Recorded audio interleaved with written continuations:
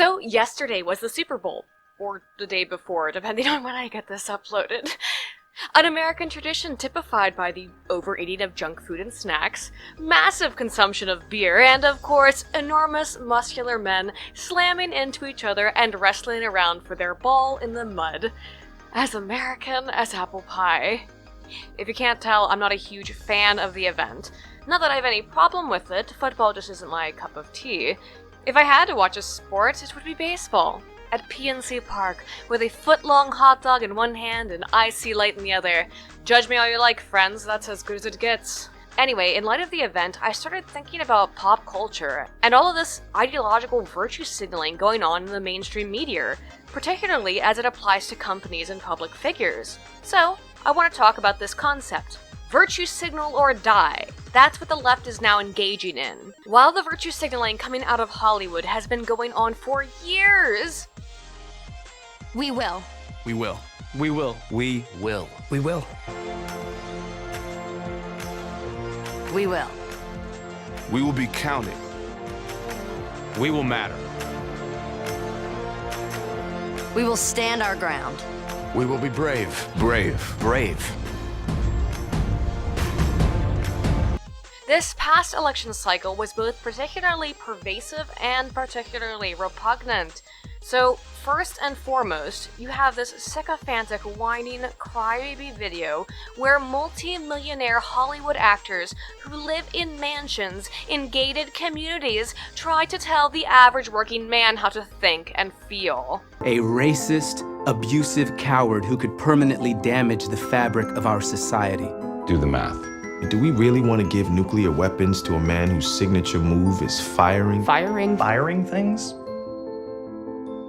But we can end this nightmare before it begins. We can save the day. For our children. For our children. For our children. For our communities. For our communities. For our communities. For America. For America. For America. All it takes is all of us. All of us. All of us. We cannot pretend both sides are equally unfavorable. We can't say one vote doesn't matter. Your vote matters. Your vote matters. It affects everything. Not just the presidency, but the Senate. The House. Your local officials. Immigration. Immigrant. Student debt. Common sense gun laws. The Supreme Court.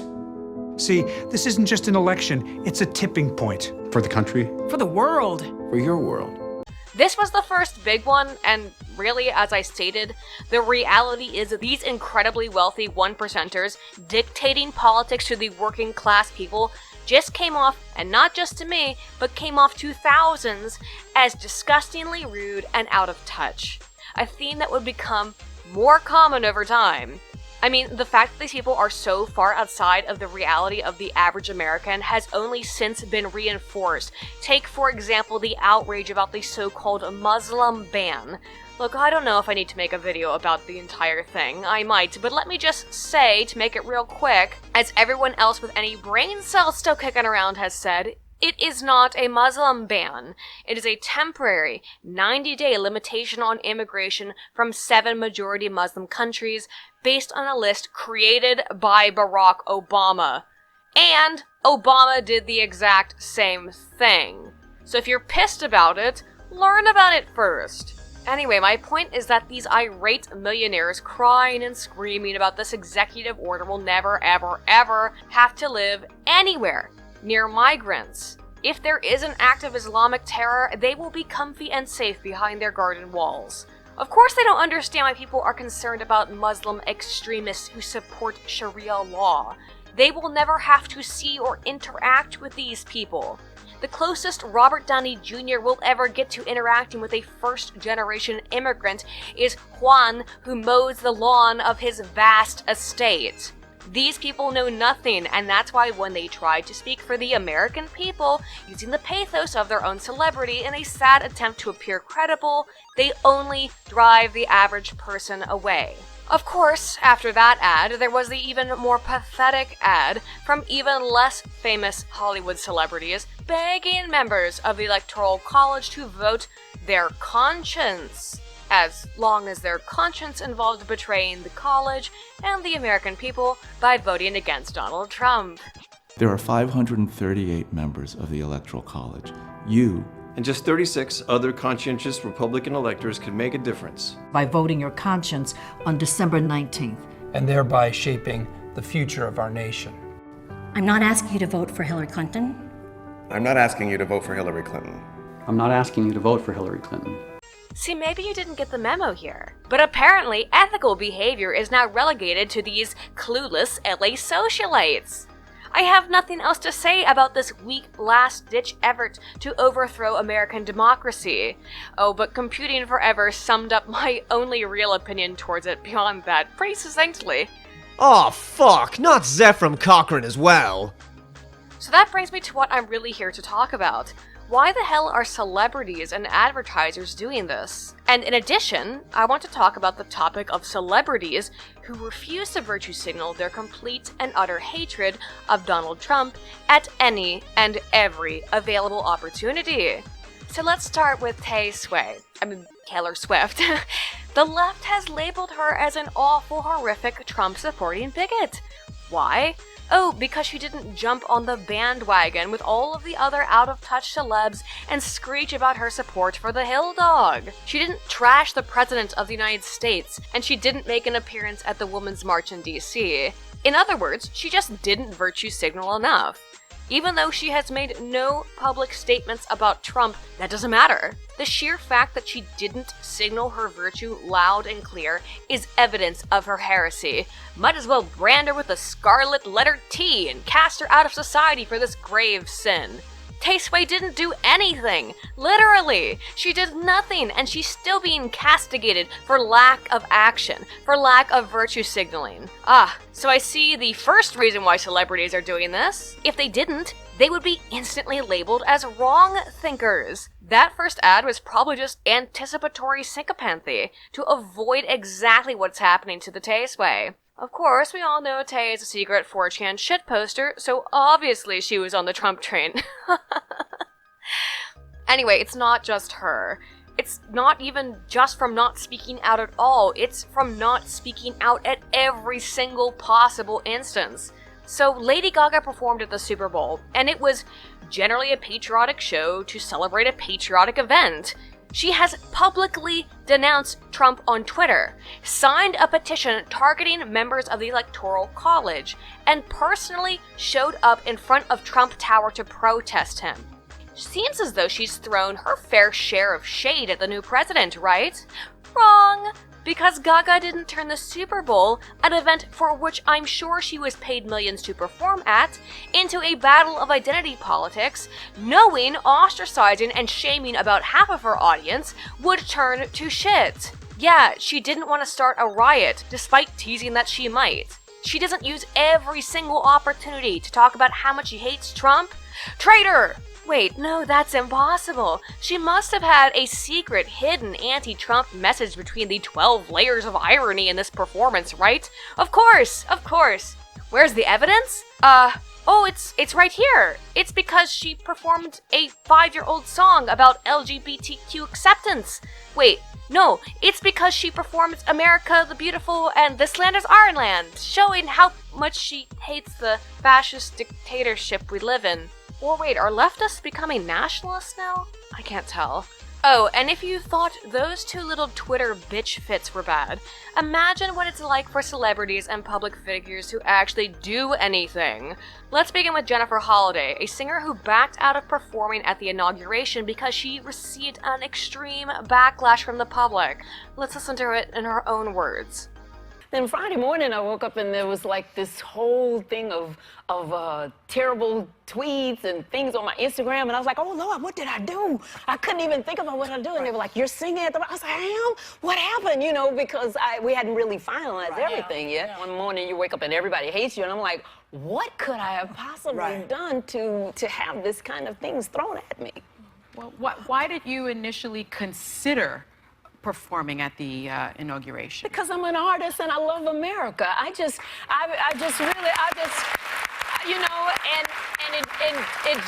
it just didn't dawn on me. I have performed for 4 other presidents. You know, I started with Ronald Reagan, Daddy Bush, the Clintons, and during their age, I just really did not. It didn't dawn on me that this was like a bad thing, and we weren't doing America right now. It was like, we're not doing America right now. Did you hear that? She performed at 4 different inauguration ceremonies, both Republican and Democrat, and never before had been so harassed. This was as apolitical as it gets for someone like her as an artist. But no, you can't let her do that. You're not virtue signaling your politics constantly? That makes you the enemy. Burn, you damn devil.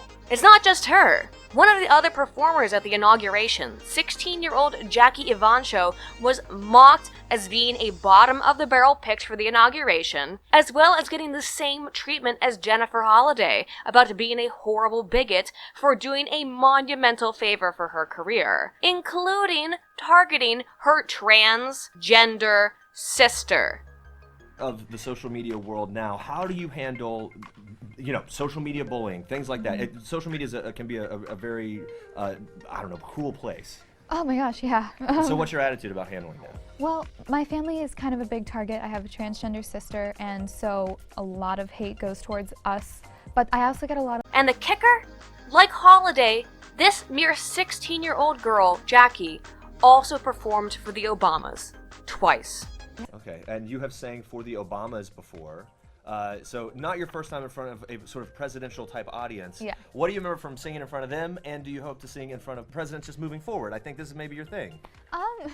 Well, I remember that I got a lot of applause, and that everyone was really, impressed. Yeah. So I'm hoping the same thing happens. Okay. Thus, onto the King Judas of the left, Kanye West. Funny that both Kanye and Tay-Sway ended up on this list, huh?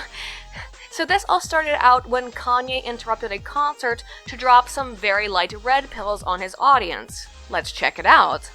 I said something that was kind of politically correct. I told y'all I didn't vote, right? But I didn't tell you. I guess I told you. But if I would have voted, I would have voted on Trump.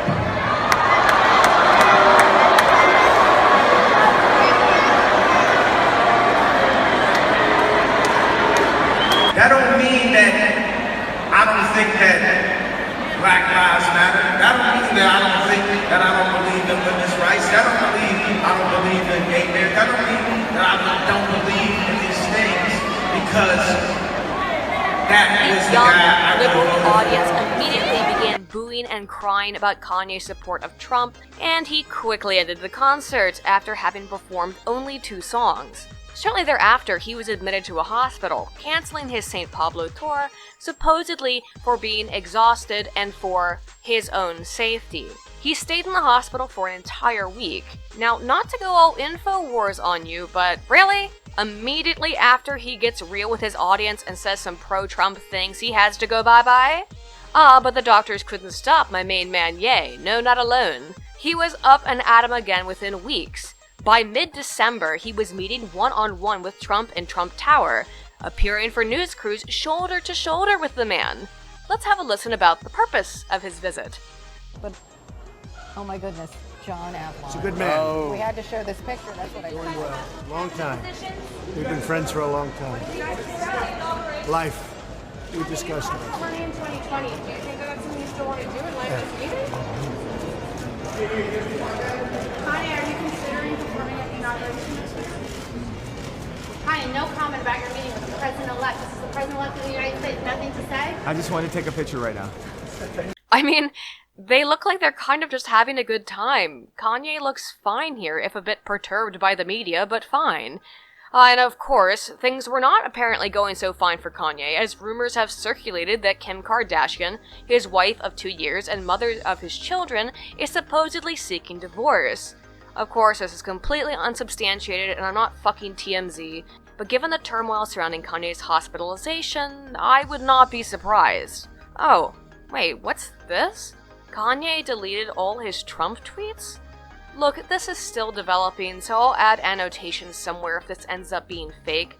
But what the hot shit is going on here? Does this not at least kind of seem like censorship? This man, beloved by the left, comes out in support of their literal Satan figure, and suddenly his personal agency starts to disappear? Suspicious to say the least. Of course, the left is painting this as a change of heart. We'll see if anything comes from it, but if true, this bodes poorly for other celebrities who wish to express dissenting opinions. Finally, I want to touch on this. This isn't just individual celebrities, but companies now as well. Of course, companies have played political games with advertisements for years, but the Super Bowl this year was representative of truly how far down the rabbit hole we've come. The Audi ad about the little girl can do anything the little boy can do. About how Audi doesn't break the damn law by paying equal wages. Absolutely repulsive. There is no such thing as the wage gap. How many times must we go over this? Now, here's Budweiser playing this saccharine story about how one of the creators of Bud was an immigrant. That's nice. Looks like he was a legal one. No issues there. Finally, 84 Lumber went full SJW with this disgustingly obsequious display of ignorance and virtue signals. Oh, the poor Mexican women couldn't legally immigrate to the US for reasons, so now we here at 84 Lumber will build a door in mean old Trump's big bad wall. Holy gods, this is cringy.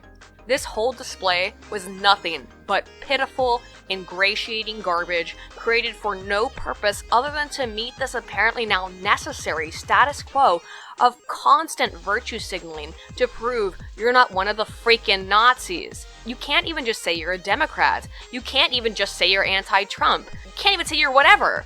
If you want the left to accept you, you have to grovel before the altar of liberalism and flagellate yourself in begging for its mercy, not to label you a Republican. So yeah, this is pretty messed up, and as long as this virtue signaling regulation is being socially mandated by the left, we will never see any major figures in the mainstream media speak up against the left or in favor of Trump. It is absolutely cult-like in that failure to enact all necessary cult behaviors elicits expulsion from social favor and public society. It may be even more dire than that, I don't know. I mean, again, look at Kanye. Let's all just hope that some brave or insane celebrities are becoming willing over time to break the precedents of this virtue signaling doctrine. If you liked this video, be sure to like and subscribe. I'm Aiden Paladin, Altana Volt.